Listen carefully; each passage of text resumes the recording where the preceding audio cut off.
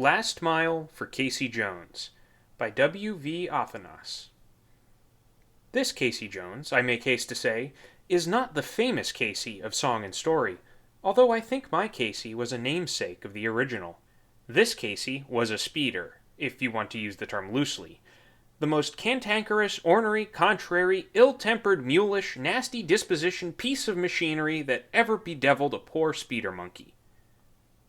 I first met Casey one morning, as I was boarding one of the larger speeders with the rest of the Woods crew. The boss flagged me off the step and said, "We need a driver for the Casey over here. Want to try it?"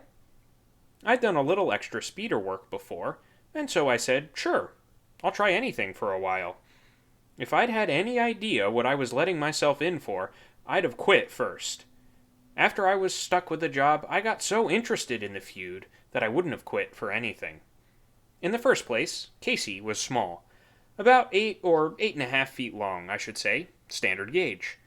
He had a rickety canopy top, supported by stanchions, and wide open on all sides. The power plant was an aged Model T Ford motor, with a band drive transmission of all Model Ts, and a double ring gear arrangement for forward and reverse. Casey had been designed to haul a crew of 4 or 5, although 8 men could be squeezed aboard in a pinch. On this first morning, I stepped aboard, flipped on the ignition switch, and pushed the starter switch. The motor caught before it had turned over 3 times, and burst into a fine, loud, businesslike roar for about 10 seconds. Then I ground and ground on the starter, and not one little burp did I get out of those cylinders. Finally, one of my passengers got off and tried the hand crank. He was promptly and soundly kicked for his pains. Big Jim Hasiotis, one of the Greek Gandy boys, finally got Casey to sputtering. Big Jim was just big enough to have carried the crew on his own back, and I guess Casey knew superior force when he saw it. At any rate, we were off in a cloud of smoke and oil fumes. If you will recall the Model T drive band system, there were 3 positions on one control. When you pulled the control back, the low-speed band was engaged. Forward and the high band took over. On centering the control, you were, theoretically, in neutral.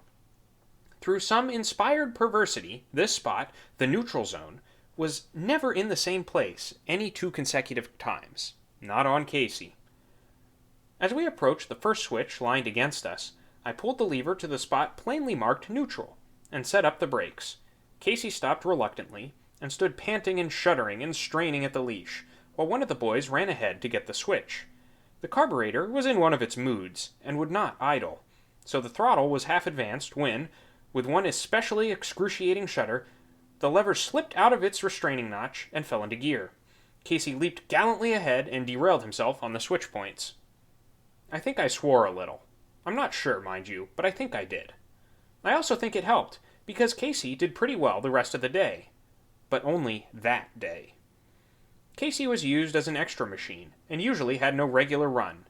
But whenever a special crew had a few days' work on some spur not on one of the regular runs, Casey was pressed into service. He had been driven and mishandled by every Tom, John, and Algernon, and of course had become more than somewhat battered in the process. Casey's radiator, for example, had been punctured and dented so many times that its capacity had been reduced to about a gallon. Since he was seldom given more than a few consecutive days of work at a time, the shop foreman would not authorize any repairs beyond absolute minimum patching. So Casey was strung together with haywire and electrician's tape. Something or other was always falling off mid-career. One day, it was one of the brake rods. Shoe and all, down it fell, with exactly the same action as a vaulter's pole.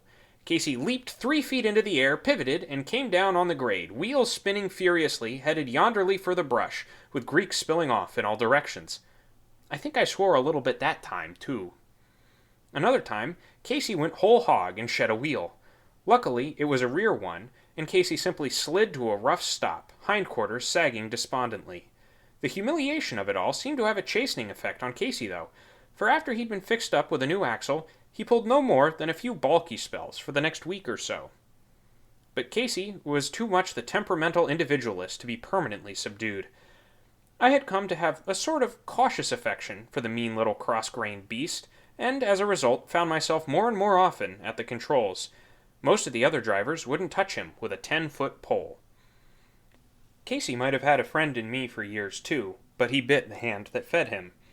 He foisted certain physical indignities on me which I could not tolerate. When it happened, Casey was overloaded all right. I had 21 men aboard, and 10 would have been too many. The operator's seat was almost atop the motor, which placed me close to the radiator cap. It was an upgrade pull, and Casey was chortling merrily along for the first mile or so. But it was too good to last. Casey suddenly, with no warning mind you, shot a spurt of live steam at me, and the cap came with it. I squalled and straightened up and banged my noggin on the canopy. Packed in the way we were, there was no way for me to get away from it, and Casey poured it into me good. One of the boys riding the deck beside me managed to get a water bag from between his feet and started pouring water into Casey, but the way we were jolting along made him slosh about half of it out without hitting the filler spout. "Better stop," he yelled in my ear. "Can't do much good this way." "Can't," I yelled back. "The Deuce is running about 2 minutes behind us." The number 2 was right on our heels with a cut of logging cars, and I knew the hogger would have had the boiler handle right back on this grade.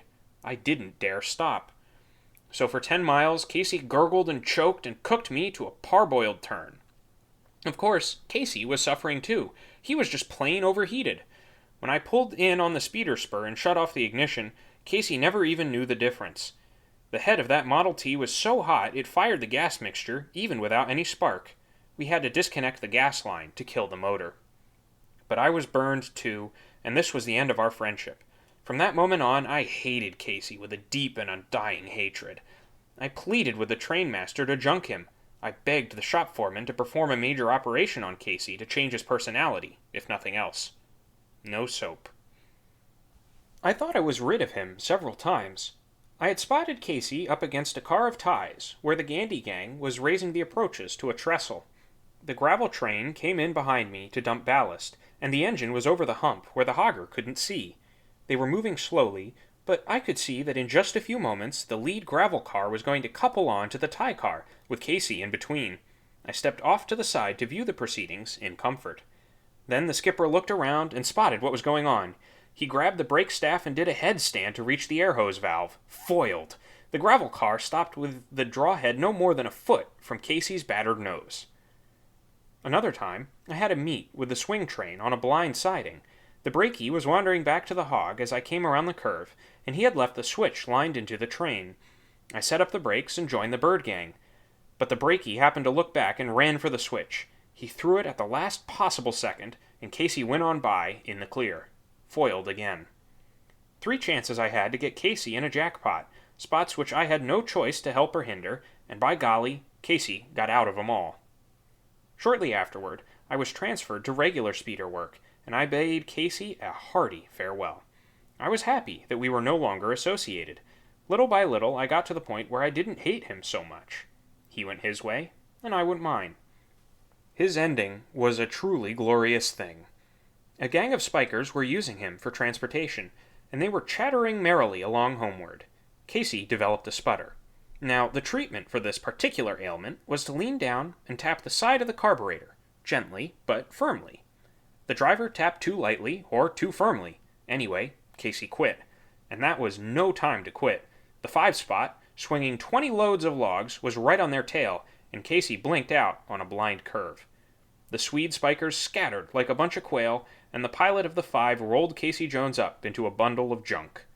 Oh, they tried to patch him up, all right, but this time there were too many vital parts missing. Casey had wheezed his last mile. I had his throttle lever among my plunder for a long time, but now even that's gone. Casey Jones is just a memory, a cross-grained, ornery, cantankerous memory.